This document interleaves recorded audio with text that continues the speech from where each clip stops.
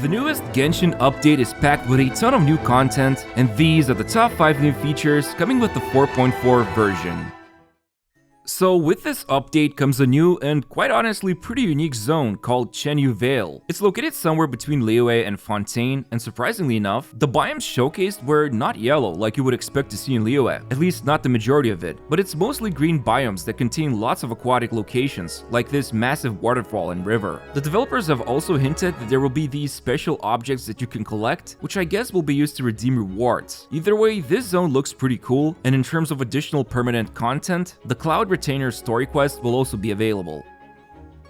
Just like with every update, we're getting a bunch of events, and the biggest one, of course, is going to be the yearly Lantern Ride Festival. This time around, this event is all about flying kites, and the major event will be comprised of 3 activities. First, there's this minigame where you guide Guoba, who needs to forage for different ingredients, and then Yao Yao's cute companion helps cook the food, while the second activity will be made up of a bunch of co-op minigames. So like, in one of them you need to run around and collect these lucky tea bricks, in another one you will need to control as many platforms as you can by moving onto them, and then there's also this kinda quirky game where you need to stand inside the circle and push other players out. So I guess we're getting some PvP action here. Now, the biggest reward for participating in this event is going to be a new costume for Xingqiu. Talk about a relevant reward, as I'm sure a lot of us have been using this water dude for so long. So it's going to be refreshing to see him in a new costume. On top of that, Ganyu as well as Shenhe will also get their own costumes, but they will need to be purchased. I mean, they both look pretty elegant in these costumes, and my alt costume Keqing will appreciate this Lantern Festival themed party.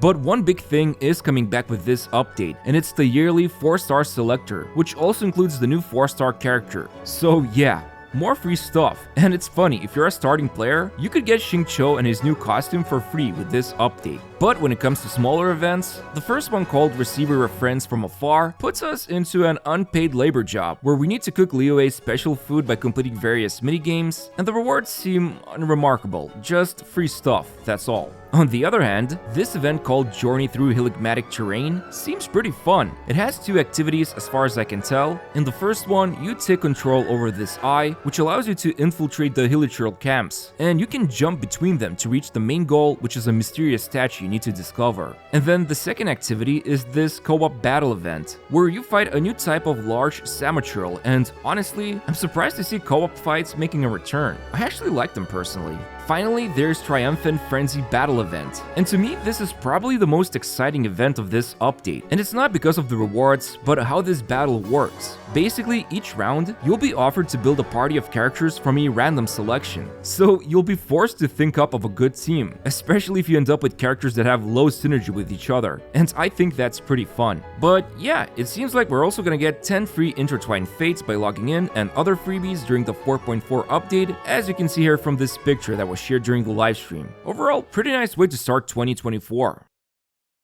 After so many years of speculating who is the Cloud Retainer, she's now going to be a playable Anemo 5-star Catalyst user, and her name is Xianyun, although I'm not sure if I pronounced it correctly. Anyway, this Anemo Bayonetta is really interesting. Her skill allows her to jump high into the air, and then she can perform a plunge attack, and this can be done up to 3 times. While I think this will be a cool new way for you to traverse if you decide to pull for her, what really shocked me was her burst. So first of all, when unleashed, it will deal AoE damage and heal the whole team, and then this companion called Starwicker will follow your active character around, provide further healing, and get this, the active character will be able to jump high into the air, high enough so that they can do a plunge attack, and it seems like Anemo damage will also be dealt on top of that. To me, this sounds amazing. Imagine Plunge Diluc finally coming to life after so many years, especially considering some players will like to do his Dragon Strike technique. But yeah, I'll be doing a full pre-analysis video about Cloud Retainer very soon because there's a lot to unpack here. Moving over, the other character is going to be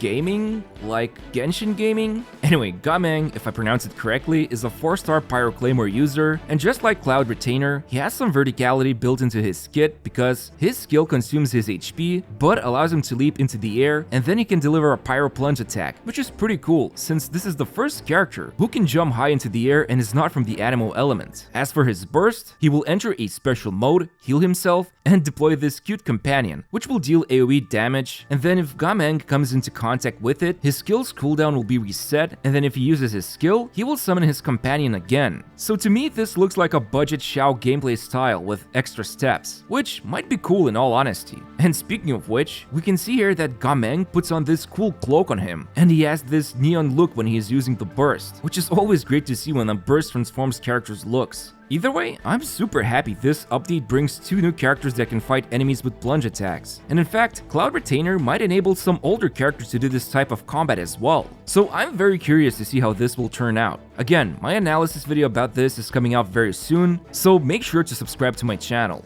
But let's talk about the banners. In Phase 1, Shan Yun along with Nahida will be the featured 5 stars, and at the same time, Gameng will also be available to pull for as the featured 4 star on either of the banners. This is pretty awesome, since if you pull, you might be able to obtain both new characters. And as for the second phase banners, Xiao is coming back along with Yaimiko. I mean, Xiao showing up during the Lantern Year Festival is nothing new here, but it's surprising to see Yaimiko as well. And of course, during Phase 1, there will be a new signature 5-star weapon that you can pull for, called Crane's Echoing Call. As a quick mention, this update also introduces a new world boss for you to farm its Ascension materials. And it's called Solitary Swanee, and it looks like a combination of a cat, dog, dragon, or whatever, but the point is, it looks pretty cool, and it seems like it uses animal attacks like these tornadoes. So hopefully it's not going to be an annoying fight whenever this boss is added to the Spiral Abyss. And what's interesting is that during the livestream, we also got to watch this cute papercraft animation that talks more about this boss and the lore behind it. Hoyo is once again rolling out a bunch of quality of life changes for Genshin, and starting with the first one, you can now fast equip artifacts. Basically, there will be 2 buttons. Quick loadout will just equip some artifacts on your character, similar to the way how recommended gear button works in Honkai Star Rail, while custom loadout will let you select artifact set, main stats, substats, and whether you want to show the artifacts that are already equipped by another character. I mean, while this feature has loadout name in it, it's definitely not what a lot of players have been asking for, which would be a safe load feature where you can create a bunch of loadouts of artifacts that you can switch between. But let's move on. The next feature will reorganize Serenity Pod furnishings into categories that you can look through by using this filter screen, and now when you place furnishings in editing mode, the current position in lists will be remembered when switching between categories. And when looking through companions, they will now be sorted by their friendship level, and you'll be able to see it before placing them. And then, Genshin will get a new red dot notification that reminds you to claim your daily commission rewards, because apparently the devs have noticed people are forgetting to do this, which is kind of funny since the rewards are pretty pitiful and easy to forget. Next, the amount of team comps you can save up will increase from 10 to 15 loadouts, which is always a nice thing to have. And then what's even better, a borderless mode will be added for PC players, which is something that needed to happen for a long time. Finally, when trying out test trial characters, you will now be able to just quickly try out the next one, instead of exiting and re-entering the stage. And then there's this change for PC and console players that will optimize model precision, which supposedly will increase the precision of the models and surfaces, like in this picture, I guess. Oh, and for those of you who love bopping to Genshin's music, the second Fontaine OST album is coming out with the update as well. And I didn't know where to put this, but Genshin TCG will also receive a small update that adds a bunch of new cards, including Sayu and Toma. But yeah, that's pretty much it when it comes to the 4.4 update. I hope you guys found this video useful, and as always, make sure to press that like button on this video and subscribe to my channel. Thanks for watching, and see you very soon.